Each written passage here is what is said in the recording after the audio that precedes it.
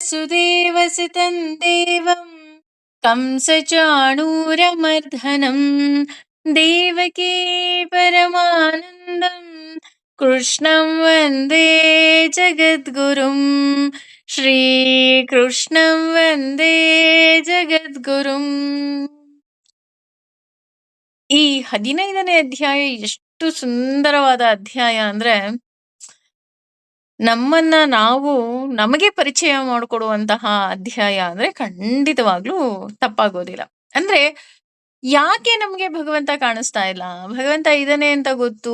ಭಗವಂತ ಎಲ್ಲಾ ಕಡೆ ಇದ್ದಾನೆ, ನನ್ನಲ್ಲಿದ್ದಾನೆ, ನಿಮ್ಮಲ್ಲಿದ್ದಾನೆ, ಈ ಜಗತ್ತಿನ ಪ್ರತಿಯೊಂದು ಅಣುವಿನಲ್ಲಿ ಭಗವಂತ ಇದ್ದಾನೆ ಅಂತ ಗೊತ್ತು. ಆದ್ರೆ ನನಗ್ ಯಾಕೆ ಕಾಣಿಸ್ತಾ ಇಲ್ಲ? ನಮ್ಮೆಲ್ಲರ ಪ್ರಶ್ನೆ.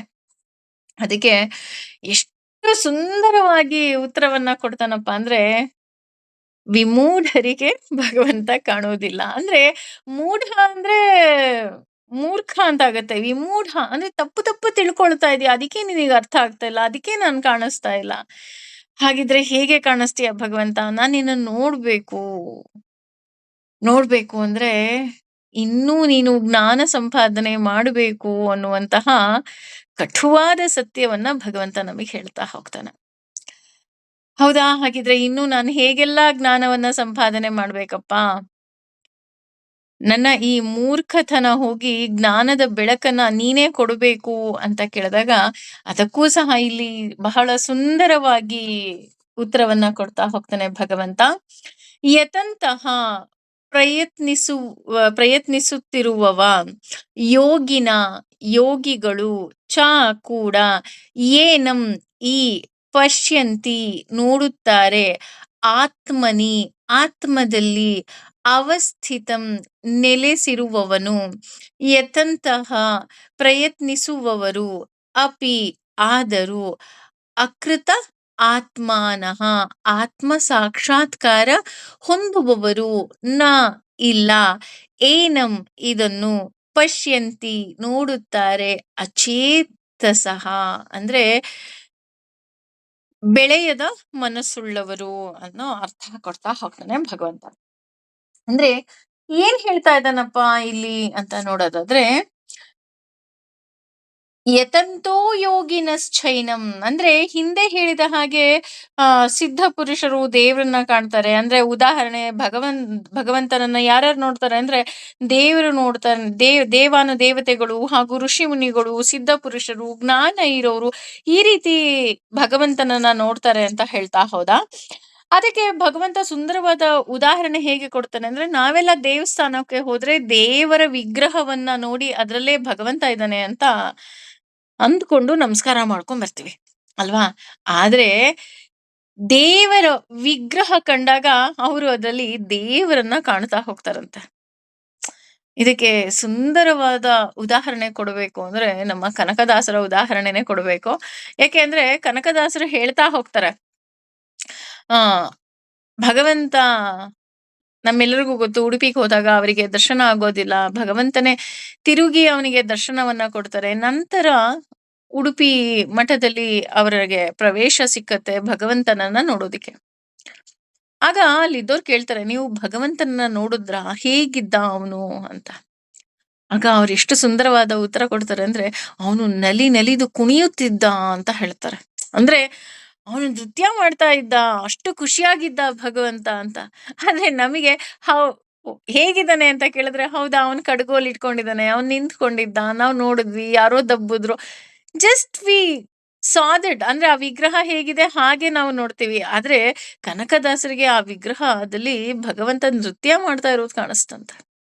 ಹಾಗಾಗಿ ಅದಕ್ಕೆ ಹೇಳೋದು ಅಂದ್ರೆ, ಜ್ಞಾನದ ಹಂಬಲ ಯಾರಿಗಿರುತ್ತೆ ಅವರಿಗೆ ಭಗವಂತ ತೆರೆದುಕೊಳ್ತಾ ಹೋಗ್ತಾನೆ. ಹಾಗೆ ಜ್ಞಾನಿಗಳು, ಸಿದ್ಧ ಪುರುಷರು ಭಗವಂತನನ್ನ ಕಾಣ್ತಾನೆ ಅಂತ ಹೇಳೋದ್ರ ಜೊತೆಗೆ ಇಲ್ಲಿ ಹೇಳ್ತಾ ಹೋಗ್ತಾರೆ, ಯತಂತೋ ಯೋಗಿನಶ್ಚೈನಂ ಪಶ್ಯಂತ್ಯಾತ್ಮಾನವಸ್ಥಿತಂ ಅಂದ್ರೆ ಈ ಜ್ಞಾನಿಗಳು ಹಾಗೂ ಸಿದ್ಧ ಪುರುಷರ ಜೊತೆ ಯೋಗಿಗಳ ಸಹ ಭಗವಂತನನ್ನ ನೋಡಬಹುದು. ಅಂದ್ರೆ ಭಗವಂತ ಕಾಣಿಸ್ತಾ ಹೋಗ್ತಾನೆ. ಹಾಗೆ ಯಾರು ಪ್ರಯತ್ನ ಪಡ್ತಾ ಇದಾರೋ, ಅಂದ್ರೆ ನಾನು ಭಗವಂತನನ್ನ ನೋಡ್ಬೇಕು ಅಂತ ಯಾರೆಲ್ಲ ಪ್ರಯತ್ನ ಪಡ್ತಾರೆ ಅವರಿಗೂ ಸಹ ಭಗವಂತ ಕಾಣಿಸ್ತಾ ಹೋಗ್ತಾನೆ. ಆದ್ರೆ ಯಾರಿಗೆ ಕಾಣಿಸ್ತಾನೆ ಅಂತ ಅಂದ್ರೆ, ಯಾರು ದೇವರು ಈ ಮಾರ್ಗದಲ್ಲೇ ನಡಿ ಅಂತ ಹೇಳಿದ್ದಾನೆ, ಆ ಮಾರ್ಗದಲ್ಲಿ ಹೋಗ್ತಾರೆ, ಅವರಿಗಷ್ಟೇ ಭಗವಂತ ಕಾಣೋದು. ಉದಾಹರಣೆ, ಮೈಸೂರಿಂದ ಬೆಂಗಳೂರಿಗೆ ಹೋಗ್ಬೇಕಾದ್ರೆ ಮಧ್ಯ ಮದ್ದೂರ್ ಬರುತ್ತೆ. ಮದ್ದೂರಲ್ಲಿ ಯಾವುದೋ ಒಂದು ಫೇಮಸ್ ಹೋಟೆಲ್ ಇದೆ. ಅಲ್ಲಿ ಮದ್ದೂರ್ ವಡೆ ಸಿಕ್ಕುತ್ತೆ, ತಗೊಂಡ್ ತಿನ್ನಿ ಅಂತ ಯಾರೋ ಹೇಳಿದ್ರು ಅಂತ ಅನ್ಕೊಳ್ಳೋಣ. Just this is a example. ನಾವು ಬೆಂಗಳೂರಿಂದ ಸಾರಿ ಮೈಸೂರಿಂದ ಶ್ರೀರಂಗಪಟ್ಟಣ, ಶ್ರೀರಂಗಪಟ್ಟಣ ಆದ್ಮೇಲೆ ಮಂಡ್ಯ, ಮಂಡ್ಯ ಆದ್ಮೇಲೆ ಮದ್ದೂರು, ಈ ಮಾರ್ಗವಾಗಿ ಹೋದ್ರೆ ಮಾತ್ರ ನಮಗ್ ಮದ್ದೂರು ಸಿಕ್ಕುತ್ತೆ. ಮದ್ದೂರು ಒಳಗಡೆ ಹೋದ್ರೆ ಮಾತ್ರ ಆ ಹೋಟೆಲ್ ಸಿಗ್ತಾ ಹೋಗುತ್ತೆ. ಅದು ಬಿಟ್ಬಿಟ್ಟು ನಾನು ಈ ಕಡೆ ಕನಕಪುರದಿಂದ ಬೆಂಗಳೂರಿಗೆ ಹೋಗ್ತೀನಿ ಅನ್ಬೇಕಾದ್ರೆ ನನಗೆ ಮದ್ದೂರೇ ಸಿಕ್ಲಿಲ್ಲ ಅಂದ್ರೆ ಅರ್ಥ ಏನು ಅಲ್ವಾ? ನೀನು ಬೇರೆ ದಾರಿನಲ್ಲಿ ಹೋಗ್ತಾ ಇದೀಯ, ನಿನಗೆ ಹೇಗ್ ಸಿಕ್ಕುತ್ತೆ? ಅದಕ್ಕೆ ಇಲ್ಲಿ ಹೇಳ್ತಾ ಇರೋದು, ದೇವರು ಯಾವ ಮಾರ್ಗದಲ್ಲಿ ಹೋಗ್ಬೇಕು ಅಂತ ಹೇಳಿದನೋ ಅದೇ ಮಾರ್ಗದಲ್ಲೇ ಹೋಗ್ಬೇಕು. ಯಾವ ಮಾರ್ಗದಲ್ಲಿ ಹೋಗ್ಬೇಕು? ಧರ್ಮ ಮಾರ್ಗದಲ್ಲಿ ಹೋಗ್ಬೇಕು. ಹಾಗೆ ಅದಕ್ಕೆ ಇಲ್ಲಿ ಹೇಳ್ತಾ ಇರೋದು ಯೋಗ. ಯೋಗ ಅಂದ್ರೆ ಉಪಾಯ ಅಂತ. ಅಂದ್ರೆ ಭಗವಂತನೇ ನಮ್ಗೆ ಉಪಾಯವನ್ನ ಕೊಟ್ಟಿದ್ದಾನೆ. ಎಷ್ಟು ಸುಂದರವಾಗಿ ಉಪಾಯವನ್ನ ಕೊಟ್ಟಿದ್ದಾನಪ್ಪ ಅಂತಂದ್ರೆ, ಈ ಅಧ್ಯಾಯಗಳನ್ನು ಸಹ ಭಗವಂತ 3 ಭಾಗವನ್ನಾಗಿ ಮಾಡ್ತಾನೆ. ಒಂದು ಕರ್ಮ ಯೋಗ, ಇನ್ನೊಂದು ಜ್ಞಾನ ಯೋಗ, ಇನ್ನೊಂದು ಭಕ್ತಿ ಯೋಗ. ಅಂದ್ರೆ ನೀನು ಈ ಮಾರ್ಗದಲ್ಲಿ ಹೋದಾಗ ನೀನು ಭಗವಂತನನ್ನ ಕಾಣ್ಬೋದು. ಕರ್ಮಯೋಗದಿಂದ ಕಾಣ್ಬೋದು, ಜ್ಞಾನ ಯೋಗದಿಂದ ಕಾಣ್ಬೋದು, ಹಾಗೆ ಭಕ್ತಿ ಯೋಗದಿಂದಲೂ ಸಹ ನೀನು ಭಗವಂತನನ್ನ ಕಾಣ್ತಾ ಹೋಗಬಹುದು. ಹಾಗೇನೆ ಅದರ ಮೂಲಕ ಭಗವಂತನನ್ನ ನಾವು ಕಾಣ್ಬೋದು. ಇಲ್ಲಿ ಕರ್ಮಯೋಗ ಭಕ್ತಿ ಯೋಗ ಇದ್ರೂ ಭಗವಂತನನ್ನ ಕಾಣ್ಬೋದು, ಜ್ಞಾನ ಯೋಗ ಭಕ್ತಿ ಯೋಗ ಇದ್ರೂ ಭಗವಂತನನ್ನ ಕಾಣ್ಬೋದು, ಕೇವಲ ಭಕ್ತಿ ಯೋಗದಿಂದಲೂ ಸಹ ಭಗವಂತನನ್ನ ಕಾಣ್ಬೋದು. ಆದ್ರೆ ಭಕ್ತಿ ಯೋಗನೇ ಇಲ್ಲ ಅಂತ ಅಂದ್ರೆ ಭಗವಂತ ಕಾಣೋದಿಕ್ಕೆ ಸಾಧ್ಯವೇ ಇಲ್ಲ. ನೀನು ಕೇವಲ ಕರ್ಮ ಮಾಡ್ಕೊಂಡು ಭಗವಂತನನ್ನ ಕಾಣ್ತೀನಿ ಇಲ್ಲ, ಕರ್ಮಯೋಗದಲ್ಲಿ ಭಕ್ತಿ ಯೋಗವನ್ನು ಸೇರಿಸಿದಾಗ ಮಾತ್ರ ನೀನು ಭಗವಂತನನ್ನ ಕಾಣೋದಿಕ್ಕೆ ಸಾಧ್ಯ ಆಗ್ತಾ ಹೋಗುತ್ತೆ. ಹಾಗೇನೆ ಅದರ ಮೂಲಕ ನಾವು ಭಗವಂತನನ್ನ ಕಾಣ್ಬೇಕು. ಆದ್ರೆ ಭಗವಂತ ಕಾಣ್ಬೇಕು ಅಂದ್ರೆ ಮತ್ತೆ 2 ದಾರಿಗಳನ್ನ ಹೇಳ್ತಾ ಇದ್ದಾನೆ. ಒಂದು, ಮನಸ್ಸು ಶುದ್ಧವಾಗಿರ್ಬೇಕು. ಶುದ್ಧ ಮನಸ್ಸಿದ್ದವನು ಭಗವಂತನನ್ನ ಕಾಣ್ತಾ ಹೋಗ್ತಾನೆ. ಹಾಗೆ ಪ್ರಯತ್ನಶೀಲರು ಭಗವಂತನನ್ನ ಕಾಣ್ತಾ ಹೋಗ್ತಾರೆ. ಪ್ರಯತ್ನನೇ ಇಲ್ಲ ಅಂತ ಅಂದ್ರೆ ಖಂಡಿತ ಭಗವಂತ ಕಾಣೋದಿಕ್ಕೆ ಸಾಧ್ಯನೇ ಇಲ್ಲ. ಇದಕ್ಕೆ ಒಂದು ಸುಂದರವಾದ ಕತೆ ಹೇಳ್ಬೇಕು ಅಂತ ಅಂದ್ರೆ, ಒಂದು ಪಕ್ಷಿ ಇರುತ್ತೆ. ಆ ಪಕ್ಷಿ ತನ್ನ 2 ಮರಿಗಳಿಗೆ ಆಹಾರವನ್ನ ಪ್ರತಿನಿತ್ಯ ಕೊಡ್ತಾ ಇರುತ್ತೆ. ಒಂದು ದಿನ ಆಹಾರವನ್ನ ಕೊಡಕ್ ಹೋದಾಗ 2 ಪಕ್ಷಿಗಳು ಬಾಯಿ ತೆರೆದ್ಬಿಟ್ಟು ಅಮ್ಮ ನನಗೆ ಫಸ್ಟ್ ಕೊಡು, ಅಮ್ಮ ನನಗೆ ಫಸ್ಟ್ ಕೊಡು ಅಂತ ಆ ಮಾಡ್ತಾ ಇರುತ್ತೆ. ಆಗ ಆ ಪಕ್ಷಿ ಇಬ್ಬರಿಗೂ ಆಹಾರವನ್ನ ಕೊಟ್ಟು, ನೋಡಿ ನಾವಿಲ್ಲಿ ಇದ್ದಂತಹ ಈ ಹೊಲ ಗದ್ದೆ ಏನಿದೆ, ಇದನ್ನ ಇಲ್ಲಿರುವಂತಹ ಬೆಳೆ ಎಲ್ಲ ಖಾಲಿ ಆಗ್ಬಿಟ್ಟಿದೆ. ಹಾಗಾಗಿ ನಾನು ಸ್ವಲ್ಪ ದೂರ ಹೋಗಿ ನಾನು ಆಹಾರವನ್ನ ತರಬೇಕಾಗತ್ತೆ. ಹಾಗಾಗಿ ನಿಮ್ಗೆ ಏನೂ ತೊಂದರೆ ಆಗ್ಬಾರ್ದು ಅಂತ ನಾನೇನ್ ಮಾಡಿದೀನಿ, ಸ್ವಲ್ಪ ಧಾನ್ಯಗಳನ್ನ ಗೂಡಲ್ಲೇ ಇಟ್ಟಿದ್ದೀನಿ. ನೀವು ಹಶುವಾದಾಗ ತಿನ್ನಿ, ನಾನು ಆದಷ್ಟು ಬೇಗ ಬಂದ್ಬಿಡ್ತೀನಿ ಅಂತ ಏನ್ ಮಾಡತ್ತೆ, ಪಕ್ಕದ ಊರಿಗೆ ಹೋಗುತ್ತೆ. ಪಕ್ಕದ ಊರಿಗೆ ಹೋಗ್ಬೇಕಾದ್ರೆ ಅಲ್ಲಿ ಒಬ್ಬ ಬೇಟೆಗಾರ ಏನ್ ಮಾಡ್ತಾನೆ, ಆ ಪಕ್ಷಿಯನ್ನ ಸೆರೆ ಹಿಡಿತಾನೆ. ಸೆರೆ ಹಿಡಿದು ತನ್ನ ಮನೆಗೆ ಕರ್ಕೊಂಡು ಹೋಗ್ತಾನೆ. ಮನೆಗೆ ಕರ್ಕೊಂಡು ಹೋದಾಗ ಆ ಬೇಟೆಗಾರನ ಹೆಂಡತಿಗೆ ಆ ಪಕ್ಷಿ ಮೇಲೇನೋ ಒಂಥರ ಒಲವು. ಅಯ್ಯೋ ಎಷ್ಟ್ ಚೆನ್ನಾಗಿದೆ ಅಲ್ವಾ ಇದು ಅಂತ.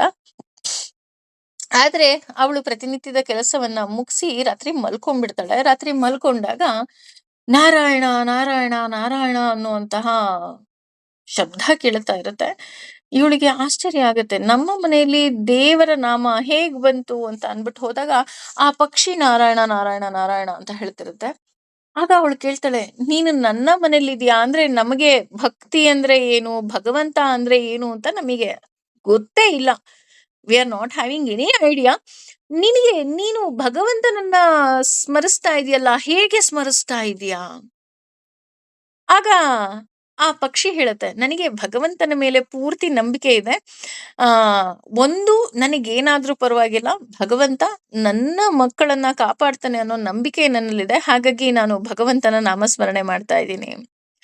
ಆಗ ಅವಳು ಹೇಳ್ತಾಳೆ, "ಹೌದಾ ನಿಜಕ್ಕೂ ನಿನಗೆ ಅಷ್ಟೊಂದು ಭಗವಂತನ ಮೇಲೆ ನಂಬಿಕೆ ಇದೆಯಾ?" ಅಂದ್ರೆ, "ಹೌದು ನನಗೆ ತುಂಬಾ ನಂಬಿಕೆ ಇದೆ." ಆದ್ರೆ ನೀನು ನಾಳೆ ನಿನ್ನನ್ನ ಮಾರ್ಬಿಡ್ತಾರೆ. ಮಾರ್ದಾಗ ನೀನ್ ಎಲ್ಲಿಂದ ಭಗವಂತನ ನಾಮಸ್ಮರಣೆ ಮಾಡ್ತೀಯಾ ಅಂತ ಕೇಳಿದಾಗ ಆ ಪಕ್ಷಿ ಹೇಳುತ್ತೆ, "ಇಲ್ಲ ನನಗೆ ತುಂಬಾ ನಂಬಿಕೆ ಇದೆ. ನನ್ನ ಭಗವಂತನ ಮೇಲೆ ನಂಬಿಕೆ ಇದೆ. ನನ್ನನ್ನ ನನ್ನ ಮಕ್ಕಳನ್ನ ಭಗವಂತ ಕಾಪಾಡೇ ಕಾಪಾಡ್ತಾನೆ."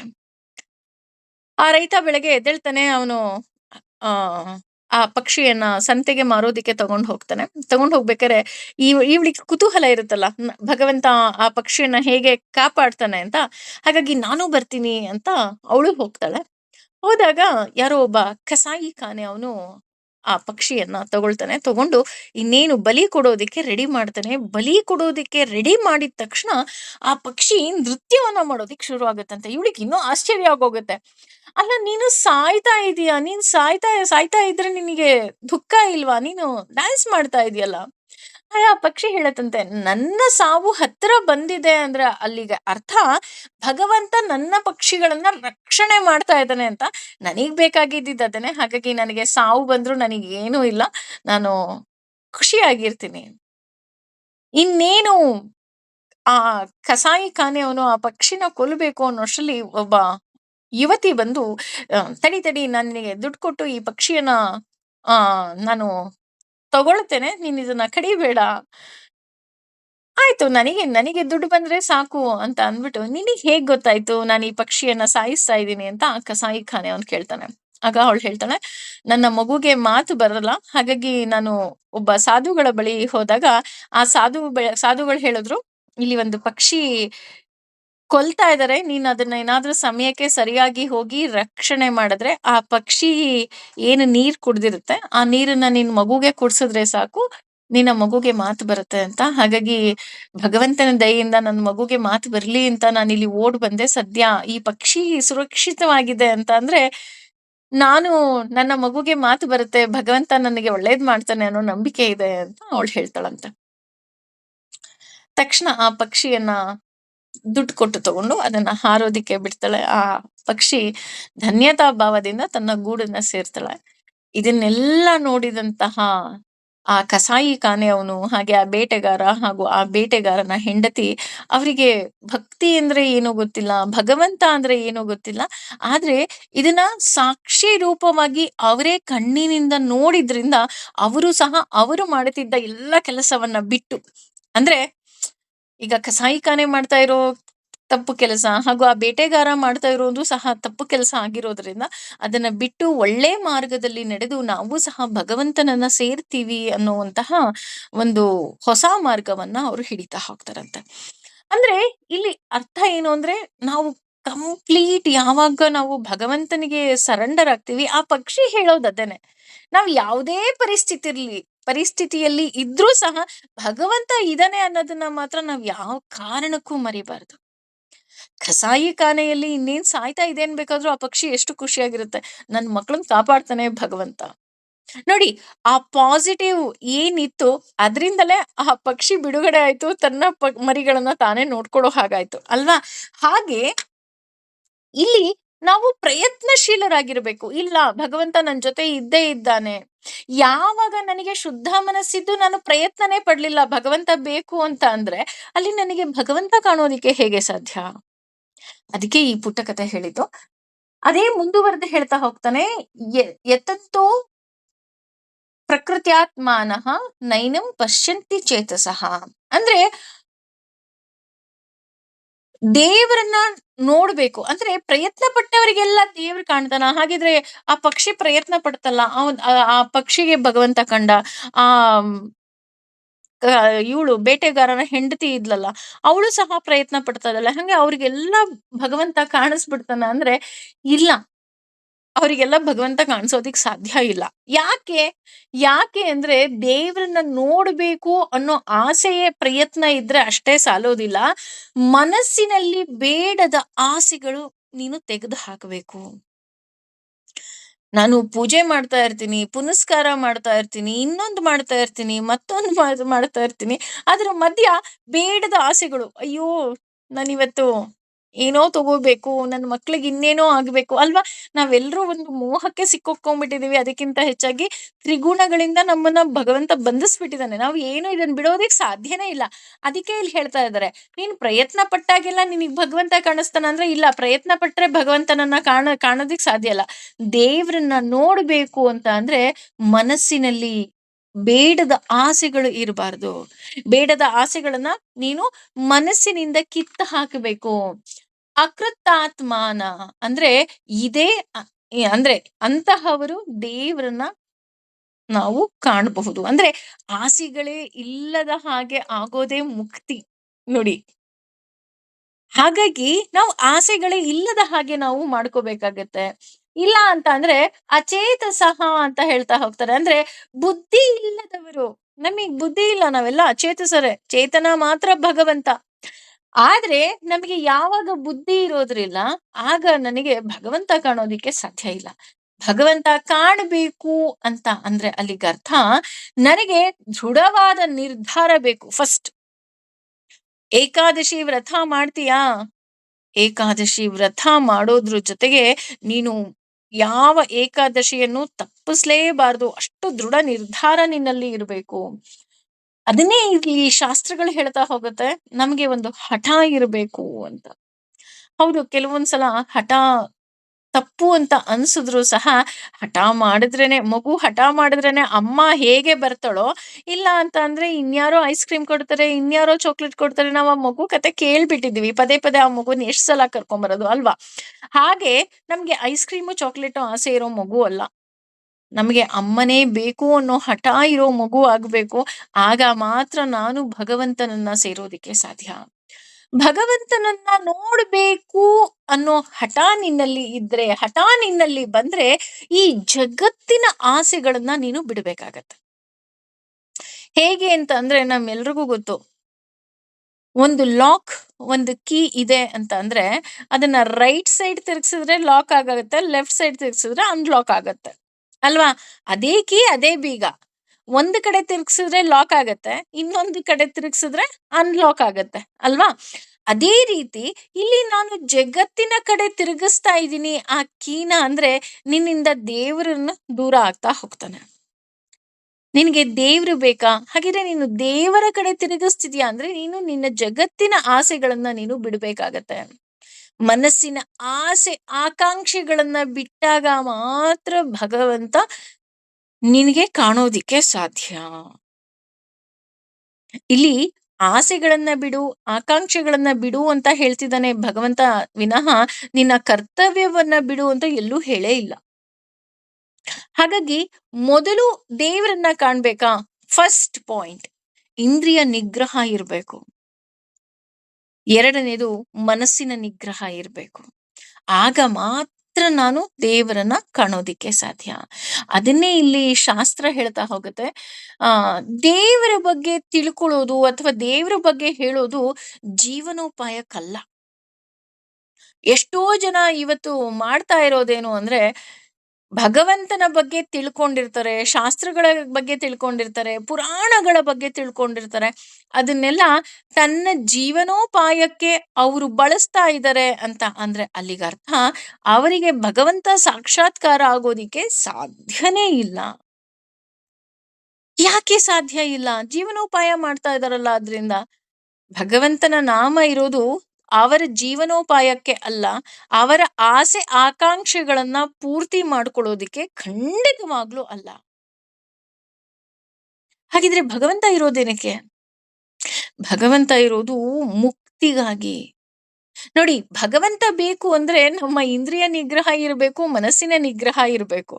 ಅದು ಬಿಟ್ಟು ಭಗವಂತನ ನಾಮಸ್ಮರಣೆಯನ್ನೇ ಅಥವಾ ಶಾಸ್ತ್ರವನ್ನೇ ನಾನು ಜೀವನೋಪಾಯ ಮಾಡ್ತಾ ಇದ್ದೀನಿ, ದೇವ್ರ ಬಗ್ಗೆ ಹೇಳೋದೇ ನನ್ನ ಕೆಲಸ, ಇದೇ what is your work? I am A doctor, I am A engineer, I am A teacher. ಈ ರೀತಿ ನೀನ್ ಹೇಳ್ತಾ ಇದ್ಯಾ? ಅದು ನಿನ್ನ ಕರ್ತವ್ಯ, ನಿನ್ನ ವೃತ್ತಿ, ನಿನ್ನ ಪ್ರವೃತ್ತಿ. ಭಗವಂತನ ಬಗ್ಗೆ ಹೇಳೋದೇ ನನ್ ಕಾಯಕ. ಅದರಿಂದ ಒಂದ್ 4 ಕಾಸು ಬರುತ್ತೆ, ಅದರಿಂದ ನಾನು ಜೀವನೋಪಾಯ ಮಾಡ್ತಾ ಇದ್ದೀನಿ. ನೋ, ಇದು ತಪ್ಪು ಅಂತ ಇಲ್ಲಿ ಅಂಡರ್ಲೈನ್ ಮಾಡಿ ಭಗವಂತ ಹೇಳ್ತಾ ಇದ್ದಾನೆ. ಅದಕ್ಕೆ ಇದನ್ನ ಇಲ್ಲಿ ಇದನ್ನೇ ಹೇಳ್ತಾ ಇರೋದು. ಯತಂತೋ ಯತಂತೋ ಯತಂತೋಪ್ಯ ಕೃತಾತ್ಮಾನಃ ನೈನಂ ಪಶ್ಚಂತ್ಯ ಚೇತಸಃ. ಅಂತಹವರ ಕಣ್ಣಿಗೆ ನಾನು ಕಾಣುವುದಿಲ್ಲ. ನೋಡಿ, ಭಗವಂತನ ನಾನು ಕಾಣಬೇಕು ಅಂದ್ರೂ ಸಹ ಎಷ್ಟೊಂದು ನಿಯಮ ನಿಷ್ಠೆಗಳನ್ನ ಅವನು ಹೇಳಿದಾನೆ. ಇದು ತನ್ನ ಮಹಿಮೆಯನ್ನ ತಾನು ಸಾಕಷ್ಟು ಬಾರಿ ಹೇಳ್ಬಿಟ್ಟಿದ್ದಾನೆ. ಇಲ್ಲಿ ಒಂದು ವೃಕ್ಷ ಇದೆ, ಅಶ್ವತ್ಥ ವೃಕ್ಷ ಅಂದ್ರೆ ಅದರ ಬೇರು ಮತ್ತು ಮಣ್ಣು ಭಗವಂತ ಆಗಿದ್ದಾನೆ. ಹಾಗೂ ಅದರ ಕಾಂಡ ಏನಾಗಿದೆ ಅದು ಜಗತ್ತಾಗಿದೆ. ಅದನ್ನ ನೀನು ಛಿದ್ರ ಮಾಡಿದಾಗ ಮಾತ್ರ ನಾನ್ ನಿನಗೆ ಕಾಣಿಸ್ತೀನಿ ಅಂತ ಆಲ್ರೆಡಿ ಏನ್ ಭಗವಂತ ಹೇಳ್ದ, ಅದನ್ನ ಮತ್ತೆ ಮುಂದುವರೆದು ಹೇಳ್ತಾ ಹೋಗ್ತಾನೆ. ಏನಂತ ಹೇಳ್ತಾನಪ್ಪ ಅಂತ ಅಂದ್ರೆ, ಯತ್ ಯಾವುದು, ಆದಿತ್ಯ ಗತಂ ಸೂರ್ಯನ ಬೆಳಕಿನಲ್ಲಿರುವ, ತೇಜಃ ತೇಜಸ್ಸು, ಜಗತ್ ಇಡೀ ಜಗತ್ತನ್ನ, ಭಾಸಯತೆ ಪ್ರಕಾಶಿಸುತ್ತದೋ, ಅಖಿಲಂ ಪೂರ್ಣವಾಗಿ, ಯತ್ ಯಾವುದು, ಚಂದ್ರಮಸಿ ಚಂದ್ರನಲ್ಲಿ, ಯತ್ ಯಾವುದು, ಚ ಕೂಡ, ಅಗ್ನೌ ಅಗ್ನಿಯಲ್ಲಿ, ತತ್ ಅದು, ತೇಜಃ ತೇಜಸ್ಸು, ವಿಧಿ ಎಂದು ತಿಳಿದುಕೋ, ಮಾಮಕಂ ನನ್ನಿಂದ. ಅಂದ್ರೆ ಇಲ್ಲಿ ಏನ್ ಹೇಳ್ತಾ ಇದ್ದಾನಪ್ಪ ಅಂದ್ರೆ, ತನ್ನ ಬಗ್ಗೆ ತಿಳಿದುಕೊಳ್ಳೋದಕ್ಕೆ ನೀನು ತುಂಬಾ ಕಷ್ಟ ಪಡ್ಬೇಕಾಗಿಲ್ಲ.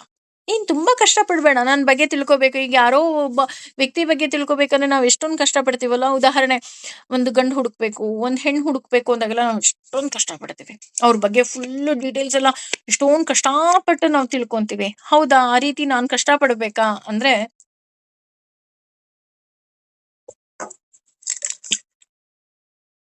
ಅದಕ್ಕೆ ಇಲ್ಲಿ ಭಗವಂತ ಹೇಳ್ತಾ ಇದ್ದಾನೆ, ನನ್ನ ಬಗ್ಗೆ ತಿಳ್ಕೊಳ್ಳೋದಕ್ಕೆ ನೀನ್ ತುಂಬಾ ಕಷ್ಟ ಪಡ್ಬೇಡ.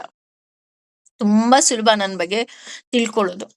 ಆದಿತ್ಯ ಗತಂ ತೇಜ ಅಂದ್ರೆ, ಸೂರ್ಯನಲ್ಲಿ ಸನ್ನಿಹಿತನಾಗಿ ನಾನು ಈ ಜಗತ್ತನ್ನ ಬೆಳಗ್ತಾ ಇದ್ದೀನಿ. ನಾನೇ ಸೂರ್ಯನಾರಾಯಣನಾಗಿ ಇದ್ದೀನಿ. ತುಂಬಾ ಸುಲಭ. ಎಲ್ಲಿದ್ದಾನೆ ಭಗವಂತ? ಸೂರ್ಯನಲ್ಲಿ ಇದ್ದಾನೆ. ವಿಧಿ ಮಾಮಕಂ, ನಾನು ಅವನಿಗೆ ಆ ಬೆಳಗುವ ಶಕ್ತಿಯನ್ನ ನಾನು ಕೊಡ್ತಾ ಇದ್ದೀನಿ. ಅಗ್ನಿಯಲ್ಲಿ, ಚಂದ್ರನಲ್ಲಿ, ಆದಿತ್ಯನಲ್ಲಿ, ಅಂದ್ರೆ ಇಲ್ಲಿ ಮೂರನೇ ಮುಖ್ಯವಾಗಿ ಪ್ರಧಾನವಾಗಿ ತೆಗೆದುಕೊಳ್ತಾ ಇದ್ದಾರೆ. ಸೂರ್ಯ, ಚಂದ್ರ ಮತ್ತೆ ಅಗ್ನಿ. ಈ ಮೂರರಲ್ಲಿ ಅಂದ್ರೆ ಜಗತ್ತಿನ ಎಲ್ಲ ಬೆಳಗುವ ವಸ್ತುವಿನಲ್ಲಿ ನಾನಿದ್ದೇನೆ. ಹೇಗಿದ್ದೀನಿ ನಾನು? ಆ ಬೆಳಗುವ ಶಕ್ತಿಯಾಗಿ, ಬೆಳಗುವ ತೇಜಸ್ಸಾಗಿ, ಬೆಳಗುವ ಕಾಂತಿಯಾಗಿ ನಾನೇ ಇದ್ದೀನಿ. ಆ ಬೆಳಕಿನಲ್ಲಿ ಭಗವಂತ ಇದ್ದಾನೆ ಅಂತ ಅಂದ್ರೆ, ಹೌದು, ಇದು ನಮ್ಮ ಪೂರ್ವಜರಿಗೆ ತುಂಬಾ ಚೆನ್ನಾಗಿ ಗೊತ್ತಿತ್ತು, ಬೆಳಕಿನಲ್ಲಿ ಆ ಭಗವಂತ ಇದ್ದಾನೆ ಅಂತ. ಅದಕ್ಕೋಸ್ಕರನೇ ನಮ್ಮ ಹಿರಿಯರು ಮಾಡ್ತಾ ಇದ್ದಂತಹ ಫಸ್ಟ್ ಕೆಲಸ ಏನಪ್ಪಾ ಅಂತ ಅಂದ್ರೆ, ಬೆಳಗ್ಗೆ ಎದ್ದ ತಕ್ಷಣ ಸ್ನಾನ ಮಾಡಿ ಭಗವಂತನಿಗೆ ದೀಪ ಹಚ್ಚೋದು. ಯಾಕೆ? ಇದರಲ್ಲಿ ಎರಡು ರೀಸನ್ ಇದೆ. ಒಂದು, ಭಗವಂತನಿಗೆ ಧನ್ಯವಾದ ಹೇಳೋದಕ್ಕೆ. ಯಾಕೆಂದ್ರೆ ಭಗವಂತ, ಎಷ್ಟೋ ಜನ ಮಲಗದವರು ಎದ್ದೇಳೋದಿಲ್ಲ, ನನಗೆ ಎದ್ದೇಳೋ ಶಕ್ತಿಯನ್ನ ಕೊಟ್ಟಿದೀಯಾ, ಹಾಗಾಗಿ ನಿನಗೆ ಧನ್ಯವಾದ ಹೇಳಬೇಕು. ಹಾಗಾಗಿ ನಾನು ದೀಪವನ್ನ ಹಚ್ತಾ ಇದ್ದೀನಿ. ಅಂದ್ರೆ ನನ್ನಲ್ಲಿ ನೀನಿದ್ಯಾ, ಹಾಗಾಗಿ ನಾನು ದೀಪವನ್ನ ಬೆಳಗಿಸ್ತಾ ಇದ್ದೀನಿ. ಇನ್ನೊಂದು, ಭಗವಂತ ನನ್ನ ಜೊತೆ ಇದ್ದಾನೆ ಅನ್ನುವಂತಹ ಆ ಧೈರ್ಯ ಹಾಗೂ ಆ ದೃಢತೆ ನನಗೆ ಆ ದೀಪ ಹಚ್ಚೋದ್ರ ಮೂಲಕ ನನ್ನಲ್ಲಿ ಚೇತನವನ್ನ ತುಂಬುತ್ತಾ ಹೋಗುತ್ತೆ. ಮೋಟಿವೇಶನ್, ನನಗೊಂದು ಇವತ್ತು ಚೆನ್ನಾಗಿರ್ಬೇಕು, ಇವತ್ತು ದಿನ ಅಂದ್ರೆ ನನಗೊಂದು ಮೋಟಿವೇಶನ್ ಬೇಕಲ್ವಾ? ನಿನಗೆ ಏನೋ ಒಂದು ಬೇಜಾರಾಯ್ತು ಅಂದ್ರೆ, ವಿ ಫೀಲ್ ಲೈಕ್ ಕತ್ಲಲ್ಲಿ ಇದೀನಿ ಅಂತ ನಿಮಗೆ ಫೀಲ್ ಆಗತ್ತೆ. ಅದೇ ಒಂದು ದೀಪ ಹಚ್ಚಿ ಆ ದೀಪದ ಬೆಳಕು ನೋಡಿದ ತಕ್ಷಣ ನಮ್ಮ ಮುಖದಲ್ಲಿ ಒಂದು ಆನಂದ ಮೂಡುತ್ತೆ. ಆ ಆನಂದದ ಸಂಕೇತವೇ ಭಗವಂತ. ಯಾಕೆ ಅಂದ್ರೆ ಭಗವಂತ ಜ್ಞಾನಾನಂದಮಯ ಸ್ವರೂಪ. ಇದನ್ನ ನಾವು ತುಂಬಾ ಸಲ ತಿಳ್ಕೊಂಡ್ಬಿಟ್ಟಿದೀವಿ, ತುಂಬಾ ಸಲ ಹೇಳ್ತಾನೆ ಇರ್ತೀವಿ. ಯಾಕೆ ಅಂದ್ರೆ ನಮ್ಮ ದೇಹ ಏನಿದೆ ಇದು ಪಂಚಭೂತಗಳಿಂದ ಆಗಿದೆ. ಭಗವಂತನ ದೇಹ ಏನಿದೆ ಇದು ಜ್ಞಾನ ಮತ್ತು ಆನಂದದಿಂದ ಆಗಿದೆ. ಹಾಗಾಗಿ ದೀಪ ಹಚ್ಚಿದ ತಕ್ಷಣ, ಆ ದೀಪದ ಬೆಳಕು ನೋಡಿದ ತಕ್ಷಣ ನಮ್ಮ ಮುಖದಲ್ಲಿ ಒಂದು ನಗು ಬರುತ್ತೆ ಅಲ್ವಾ? ಅದಕ್ಕೋಸ್ಕರನೇ ಫಸ್ಟ್ ನಾವು ಬೆಳಗ್ಗೆ ಎದ್ದ ತಕ್ಷಣ ಮಾಡ್ತಾ ಇದ್ದಂತಹ ಕೆಲಸ ಏನಪ್ಪಾ ಅಂದ್ರೆ ದೀಪ ಹಚ್ಚೋದು. ಯಾಕೆ ಅಂದ್ರೆ ಆ ದೀಪದ ಬೆಳಕಿನಲ್ಲಿ ಭಗವಂತ ಇದ್ದಾನೆ. ಬೆಳಕಿದೆ. ಬೆಳಕಿದೆ ಅಂದ್ರೆ ಅರ್ಥ ಏನು? ಇನ್ನು ಹೋಪ್ ಇದೆ. ನೀನ್ ಯಾಕೆ ಹೆದರ್ಕೊಂತೀಯ? ನಿನ್ನ ದೇಹದಲ್ಲಿ ಭಗವಂತ ಇದ್ದಾನೆ ಅಂದ್ರೆ ಇನ್ನು ಯು ಹ್ಯಾವ್ ಎ ಹೋಪ್. ನೀನ್ ಏನ್ ಬೇಕಾದ್ರೂ ನೀನ್ ಪ್ರಯತ್ನ ಪಡ್ಬೋದು. ನೀನ್ ಯಾಕೆ ಹೆದರ್ಕೊಳ್ತಾ ಇದೀಯಾ? ನಿನ್ನ ಸಿಚುವೇಶನ್ ಇರಬಹುದು ಅಥವಾ ನಿನ್ನ ಸಮಸ್ಯೆ ಇರ್ಬೋದು. ನಿನ್ನ ಪ್ರಾಬ್ಲಮ್ಸ್ ಇರ್ಬೋದು ಅಥವಾ ನಿನ್ನ ಪರಿಸ್ಥಿತಿ ಇರ್ಬೋದು. ಎರಡೂ ಸಹ ಬದಲಾಗತ್ತೆ. ಯಾಕೆ ಅಂದ್ರೆ ಭಗವಂತ ನಿನ್ನಲ್ಲಿದ್ದಾನೆ. That is temporary. ಈಗ ನಮ್ ಜೀವನದಲ್ಲಿ ಯಾರೋ ಒಬ್ರು ಈಗ ಯಾರು ಬೇಕಾದ್ರೂ ನಾವು ಕೇಳೋಣ. ನೀವ್ ತುಂಬಾ ಖುಷಿಯಾಗಿದ್ದೀರಾ? ಅಯ್ಯೋ ಇಲ್ಲ. ಸ್ವಲ್ಪ ದಿವಸದಲ್ಲಿ ನನ್ನ ಆರೋಗ್ಯ ಹೇಗಾಗಿತ್ತು, ನನ್ ಜೀವನದಲ್ಲಿ ಇಂಥ ಕಷ್ಟ ಬಂದಿತ್ತು ಅಥವಾ ನನಗೆ ಇನ್ನೇನೋ ಬಂದಿತ್ತು. ವಿ ವಿಲ್ ಟೆಲ್ ಅಲ್ವಾ? ನಾವು ಹೇಳ್ತೀವಿ, ಇಲ್ಲ ನಾನು ತುಂಬಾ ಕಷ್ಟಪಟ್ಟಿದ್ದೆ. ಆದ್ರೆ ಕಷ್ಟಪಟ್ಟ ದಿನವನ್ನೇ ಈಗ ನೆನ್ಸ್ಕೊಂಡು ನಾವು ಖುಷಿ ಪಡ್ತೀವಿ. ಬಿಕಾಸ್ ನಾನು ಆ ಕಷ್ಟವನ್ನ ಧೈರ್ಯವಾಗಿ ಎದುರಿಸ್ದೆ ಅಂತ. ಆ ಧೈರ್ಯ ಎಲ್ಲಿಂದ ಬಂತು? ಭಗವಂತ ನಿನ್ನಲ್ಲಿದ್ದಾನೆ ಅಲ್ವಾ? ಆ ಹೋಪ್ ಇದೆ ಅಲ್ವಾ? ಏನ್ ಕಷ್ಟ ಬಂದ್ರು ಎದುರಿಸ್ತೀನಿ ಅನ್ನೋ ತಾಕತ್ತು ನಿನ್ನಲ್ಲಿ ಇದೆ ಅಲ್ವಾ? ಅದರ ಪ್ರತೀಕವೇ ನಾವು ದೀಪ ಹಚ್ಚೋದು.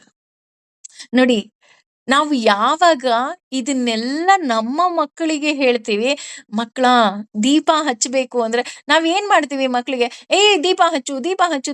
ಅದೇ ಅದರ ಹಿಂದಿರುವ ಈ ತತ್ವವನ್ನ ಅವ್ರು ಹೇಳಿದಾಗ ನೀವು ಹೇಳೋ ಅವಶ್ಯಕತೆನೇ ಇಲ್ಲ. ಅವರೇ ಬೆಳಿಗ್ಗೆ ಎದ್ದು ಸ್ನಾನ ಮಾಡ್ತಾರೆ, ಭಗವಂತನಿಗೆ ಒಂದು ದೀಪ ಹಚ್ತಾರೆ, ಭಗವಂತನಿಗೆ ಒಂದು ಥ್ಯಾಂಕ್ ಯು ಹೇಳ್ತಾರೆ.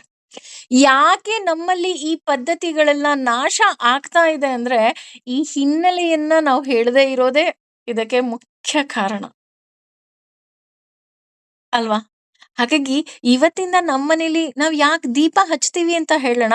ಮನೆಯಲ್ಲಿ ನಾಳೆಯಿಂದ ನೋಡಿ ಬೇಕಾದ್ರೆ ಕಾಂಪಿಟೇಷನ್ ಅಲ್ಲಿ ನಾನ್ ಫಸ್ಟ್ ಸ್ನಾನ ಮಾಡಿ ನಾನ್ ದೀಪ ಹಚ್ತೀನಿ, ನಾನ್ ದೇವ್ರ ಪೂಜೆ ಮಾಡ್ತೀನಿ ಅಂತ ಖಂಡಿತ ಎಲ್ರೂ ಹೇಳೇ ಹೇಳ್ತಾರೆ.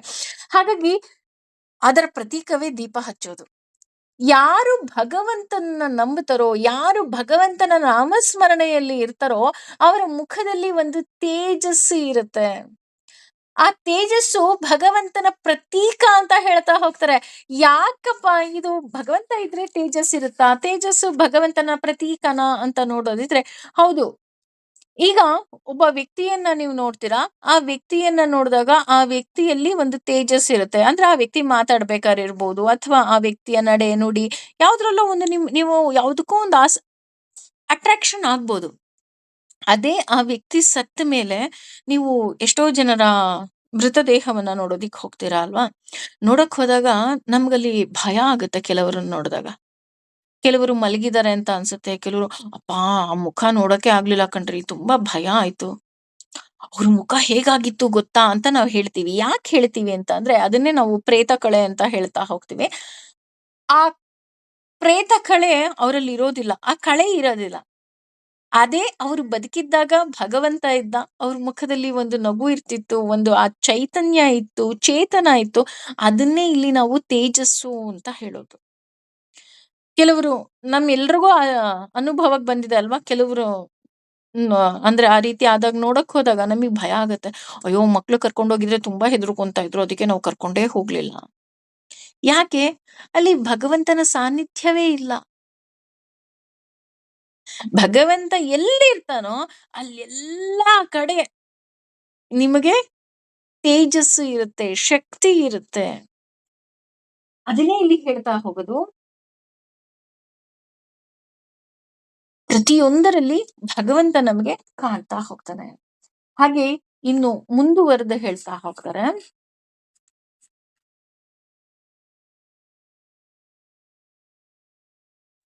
ನೋಡಿ ಈ ಶ್ಲೋಕ ಎಷ್ಟು ಸುಂದರವಾಗಿದೆ ಅಂದ್ರೆ ಈ 12ನೇ ಶ್ಲೋಕ ಸಾಮಾನ್ಯವಾಗಿ ನಾವು ಪ್ರತಿಯೊಂದು ವಿಷ್ಣು ಸಹಸ್ರನಾಮದಲ್ಲೂ ಸಾಕಷ್ಟು ಬಾರಿ ಈ ಶ್ಲೋಕವನ್ನ ಹೇಳಿರ್ತೀವಿ. ಯದಾದಿತ್ಯಗತಂ ತೇಜಂ ಜಗದ್ಭಾಸಯತೆಖಿಲಂ ಯಚ್ಛಂದ್ರಮಸಿ ಯಚ್ಚಾಗ್ನೋ ತತ್ತೇಜೋ ವಿದ್ಧಿ ಮಾಮಕಂ. ಪ್ರತಿಯೊಂದರಲ್ಲಿ ತೇಜಸ್ಸು ತತ್ತೇಜೋ ವಿದ್ಧಿ ಮಾಮಕಂ ಅಂತ ಹೇಳ್ತಾ ಹೋಗ್ತಾರೆ. ಅಂದ್ರೆ ಆ ತೇಜಸ್ಸನ್ನ ಭಗವಂತ ಕೊಡ್ತಾ ಹೋಗ್ತಾನೆ. ಅಂದ್ರೆ ಇಲ್ಲಿ ಭಗವಂತ ಏನ್ ಹೇಳ್ತಾ ಇದ್ದಾನೆ ಅಂತ ಅಂದ್ರೆ ಬಹಳ ಸುಂದರವಾಗಿ ಹೇಳ್ತಾ ಹೋಗ್ತಾರೆ.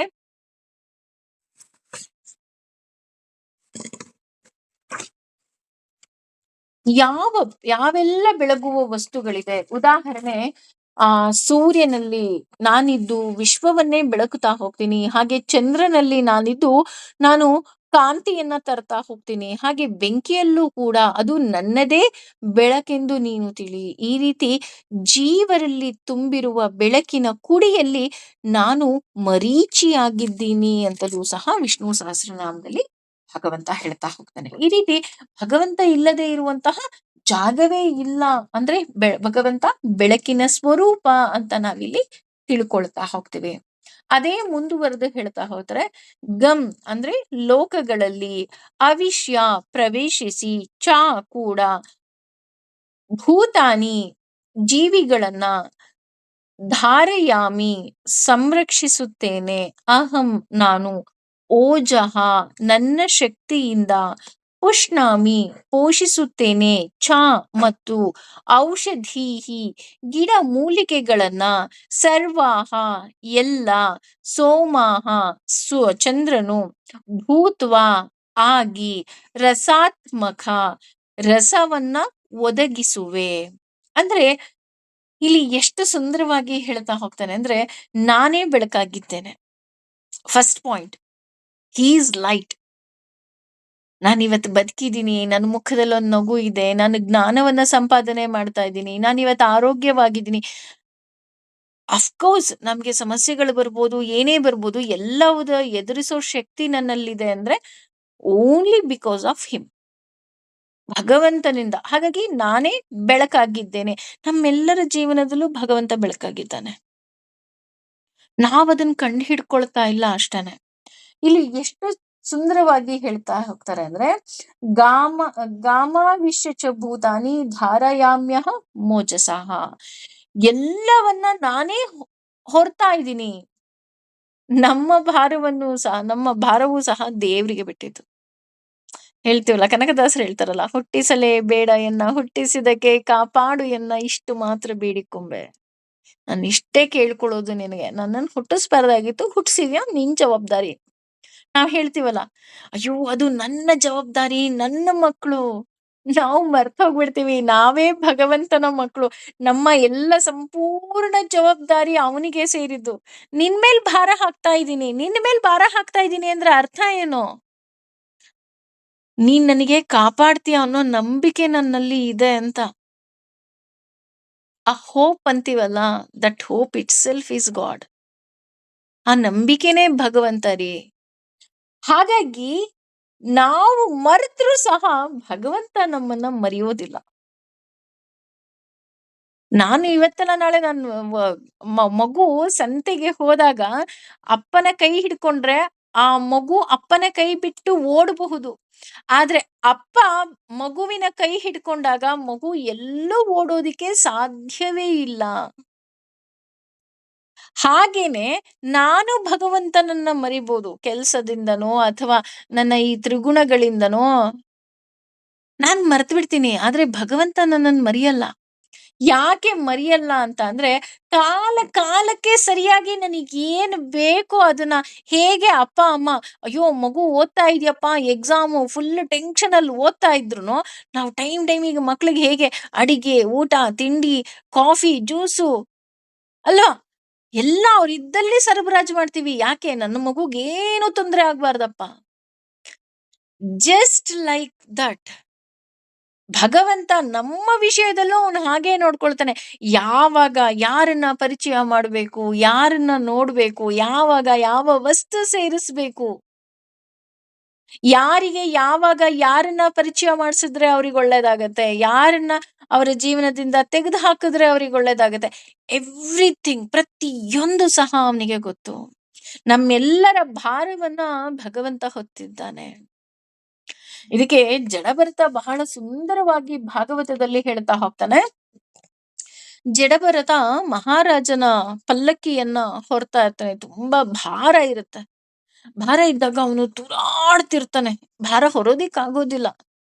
ತೂರಾಡ್ತಾ ಇರ್ಬೇಕಾದ್ರೆ ಮಹಾರಾಜ ಕೇಳ್ತಾನಂತೆ, ತುಂಬಾ ಭಾರ ಇದೀನಿ ಅಲ್ವಾ, ನಿನಗೆ ಹೊರೋದಿಕ್ ಆಗ್ತಾ ಇಲ್ಲ ಅಲ್ವಾ? ಆಗ ಜಡಭರತ ಹೇಳ್ತಾನೆ, ಹೊರೋದಿಕ್ಕೆ ನಾನ್ ಯಾರು? ಅದಕ್ಕೆ ಮಹಾರಾಜ ಕೇಳ್ತಾನೆ, "ಹೊರುವುದಕ್ಕೆ ನಾನ್ಯಾರು ಅಂದ್ರೆ ಏನರ್ಥ?" ಅಂದಾಗ ಜಡಭರತ ಹೇಳ್ತಾನೆ, "ಪಲ್ಲಕ್ಕಿ ಒಳಗೆ ನೀನ್ ಕೂತ್ಕೊಂಡಿದೀಯ. ಆ ಪಲ್ಲಕ್ಕಿಯ ಒಂದು ಮರದ ಏನಿದೆ ತುಂಡಿದೆ ಅದನ್ನ ನನ್ನ ಹೆಗಲು ಹೊತ್ತಿದೆ ಅಷ್ಟೆ. ಆದ್ರೆ ಈ ಹೆಗಲನ್ನ ಹೊಟ್ಟೆ ಹೊತ್ತಿದೆ. ಹೊಟ್ಟೆಯನ್ನ ಈ ಕಾಲು ಹೊತ್ತಿದೆ. ಈ ಕಾಲನ್ನ ನನ್ನ ಭೂದೇವಿ ಹೊತ್ತಿದ್ದಾಳೆ. ಭೂದೇವಿಯನ್ನ ಭಗವಂತ ವಿಷ್ಣು ಹೊತ್ತಿದ್ದಾನೆ. ಅಲ್ಲಿಗೆ ನಮ್ಮೆಲ್ಲರ ಭಾರ ಭಗವಂತನಿಗೆ ಸೇರಿದ್ದಲ್ವಾ ಅಂತ ಹೇಳ್ತಾನಂತೆ. ಅಂದ್ರೆ ಪ್ರತಿಯೊಬ್ಬರ ಭಾರವನ್ನ ಭಗವಂತನೇ ಹೊರ್ತಾನೆ. ಅವನ ಜವಾಬ್ದಾರಿ ಅವನಿಗೆ ಯಾರಿಗ್ ಕೊಡಬೇಕು, ಏನ್ ಮಾಡ್ಬೇಕು, ಹೇಗೆ ಅಂದ್ರೆ ನೋಡಿ, ಜಡಭರತ ಇರಬಹುದು ಅಥವಾ ಶುಕಾಚಾರ್ಯರಿರ್ಬೋದು, ಇವರೆಲ್ಲ ನಮಗೆ ಹೇಳ್ಕೊಡ್ತಾ ಹೋಗ್ತಾರೆ. ಭಗವಂತನೇ ಎಲ್ಲ, ನೀನು ಮರ್ತೋಗ್ತಾ ಇದೀಯಾ ಅಷ್ಟೇನೆ ಅಂತ ಪದೇ ಪದೇ ನಮಗೆ ಅವರು ತೋರಿಸ್ಕೊಡ್ತಾರೆ. ಅವರ ಜೀವನ ಸಾಗಿಸೋ ಮೂಲಕ ನಮಗೆ ತೋರಿಸ್ಕೊಡ್ತಾ ಹೋಗ್ತಾರೆ. ಹಾಗೇನೆ ಪುಷ್ಣಾಮಿ ಔಷಧಿ ಸರ್ವಾಹ ಸೋಮೋ ಭೂತ್ವ ರಸಾತ್ಮಕಃ. ಅಂದ್ರೆ ಸೂರ್ಯ, ಚಂದ್ರ, ಅಗ್ನಿಯಲ್ಲಿ ನಾನಿದ್ದೇನೆ. ನಾನು ಬರೋದಕ್ಕಿಂತ ಮುಂಚೆನೆ ನಮಗೆ ಆಹಾರ ಪದಾರ್ಥಗಳನ್ನೆಲ್ಲ ಬೆಳೆಸ್ತಾ ಹೋಗ್ತಾನೆ ಭಗವಂತ ಅಲ್ವಾ? ಚಂದ್ರ ಆ ಆಹಾರಕ್ಕೆ ರಸವನ್ನ ತುಂಬುತ್ತಾ ಹೋಗ್ತಾನೆ. ಹಾಗೆ ಸೂರ್ಯ ಅದಕ್ಕೆ ಪುಷ್ಟಿಯನ್ನ ತುಂಬುತ್ತಾ ಹೋಗ್ತಾನೆ. ಅಗ್ನಿ ಅದನ್ನ ಬೇಯಿಸಿ ನಮಗೆ ಆಹಾರವನ್ನಾಗಿ ಮಾಡಿಕೊಡ್ತಾ ಇದ್ದಾನೆ. ಅದಕ್ಕೆ ಇಲ್ಲಿ ಔಷಧಿ ಅಂತ ಹೇಳ್ತಾ ಇದ್ದಾರೆ. ಔಷಧಿ ಅಂತ ಅಂದ್ರೆ ಯಾವಾಗ್ಲೂ ಅಷ್ಟೇ ನಾವು ತಿನ್ನುವ ಆಹಾರ ಏನಿದೆ ಅದೇ ಔಷಧಿ. ನಾವೇನ್ ಅನ್ಕೊಂಡ್ಬಿಟ್ಟಿದೀವಿ ಔಷಧಿ ಅಂದ್ರೆ ನನಗೆ ಹುಷಾರಿಲ್ಲದಾಗ ನಾನು ಮೆಡಿಸಿನ್ ತಗೊಳ್ತೀನಲ್ಲ ಅದು ಔಷಧಿ ಅನ್ಕೊಂಡ್ಬಿಟ್ಟಿದೀನಿ. ಇಲ್ಲ, ಅದಷ್ಟೇ ಔಷಧಿ ಅಲ್ಲ. ನಾವು ತಿನ್ನುವ ಪ್ರತಿಯೊಂದು ಆಹಾರವೂ ಸಹ ನಮ್ಮೆಲ್ಲ ದೇಹದಲ್ಲಿ ಬರುವ ಕಾಯಿಲೆಗೆ ಕಾರಣ.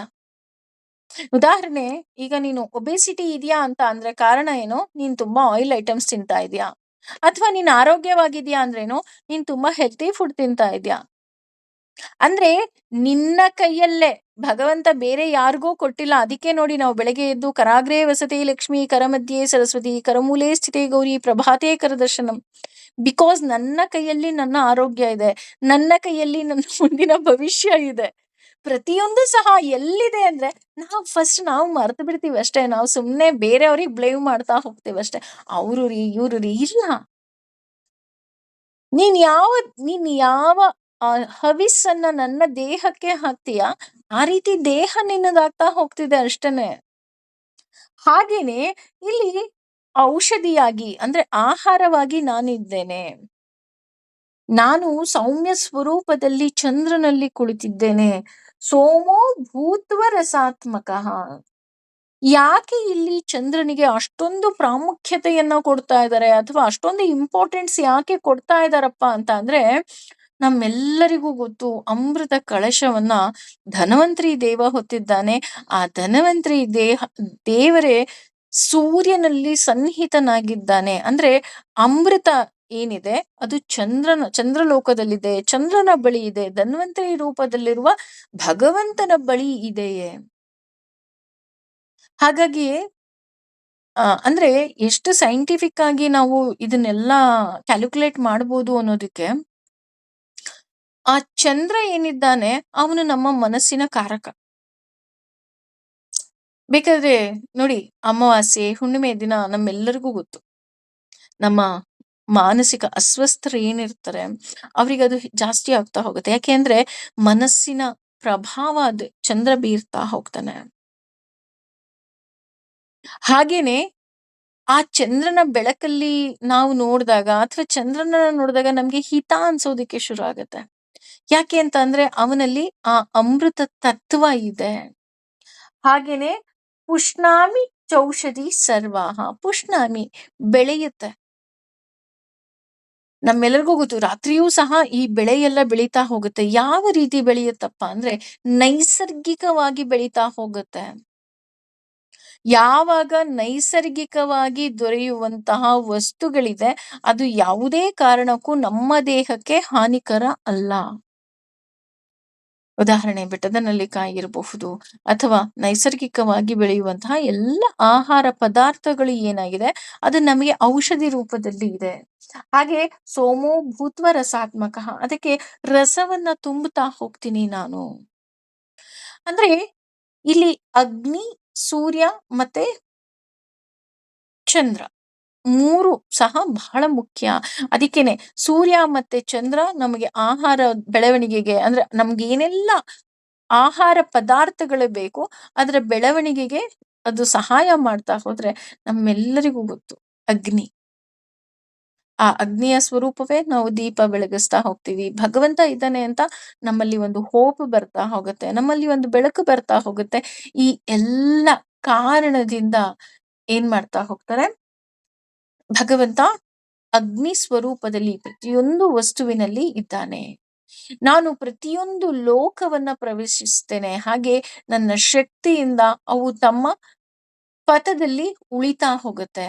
ನಾನು ಚಂದ್ರನಾಗಿದ್ದೇನೆ, ಹಾಗೆ ಎಲ್ಲ ತರಕಾರಿಗಳಿಗೆ ಜೀವರಸವನ್ನ ನಾನು ತುಂಬುತ್ತಾ ಹೋಗ್ತೀನಿ. ಯಾಕೆ ಜೀವರಸವನ್ನ ತುಂಬ್ತಾನಪ್ಪ ಭಗವಂತ ಅಂದ್ರೆ ನಾವು ಚೆನ್ನಾಗಿರ್ಬೇಕು ಅನ್ನೋ ಒಂದೇ ಒಂದು ಕಾರಣಕ್ಕೆ. ಇನ್ನೂ ಮುಂದುವರೆದು ನಮ್ಮ ಆಹಾರ ಪದ್ಧತಿ ಹೇಗಿದೆ ಅಂತ ಎಲ್ಲ ಹೇಳ್ತಾ ಹೋಗ್ತಾನೆ. ಅದು ಯಾವ ರೀತಿ ಇದೆ ಅಂತ ನಾಳೆ ತರಗತಿಯಲ್ಲಿ ಖಂಡಿತ ನೋಡೋಣ. ಸರ್ವಂ ಶ್ರೀ ಕೃಷ್ಣಾರ್ಪಣಮಸ್ತು. ಸರ್ವೇ ಜನ ಸುಖಿನೋ ಭವಂತು. ಸಮಸ್ತ ಸನ್ಮಂಗಲಾನಿ ಭವಂತು.